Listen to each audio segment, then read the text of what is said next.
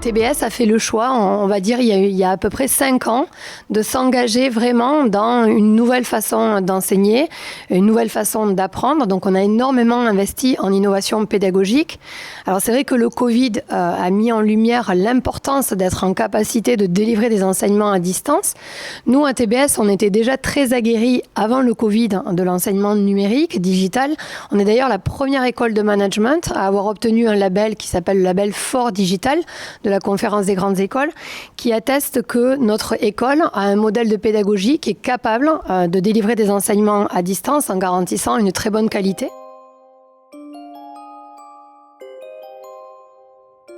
TBS s'est recentré sur sa raison d'être, sur sa mission principale, qui est l'éducation, en considérant que la mission centrale de notre école, c'est de participer à développer des compétences pour nos apprenants, qui leur permettront à leur tour de développer des compétences dans l'entreprise, de créer des entreprises qui participent à la construction d'un monde soutenable. Nous avons changé de marque, nous nous appelons désormais TBS Éducation, donc ça c'est la première nouveauté. Et donc ce recentrage sur notre cœur de mission. La deuxième chose, c'est que nous sommes engagés dans un programme de changement de campus immobilier. Donc nous construisons un nouveau campus sur le site de Barcelone. Donc à Barcelone, nous y étions présents depuis plus de 20 ans maintenant. Et puis nous avons considérablement avancé sur le projet de construction d'un nouveau campus à Toulouse. Ce campus verra le jour en septembre 2025.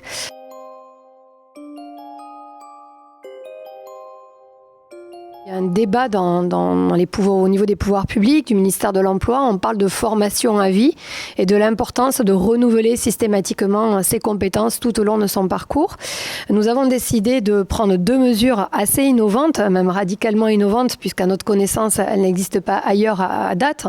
La première, c'est de dire que tous les gens qui sont passés par un de nos programmes, prenons l'exemple d'un étudiant qui serait venu chez nous pour un programme bachelor, il va être titulaire d'un bac+3. Au bout de 3 ans, il devient ce qu'on appelle alumni, ancien de l'école, et nous lui proposons à lui de lui faire un CPF Made by TBS, donc un compte individuel formation qu'on abonderait pour partie pour nos alumni, pour leur permettre de revenir se former chez nous tout au long de la vie, en complétant bien sûr, s'il y avait besoin en termes financiers, une formation.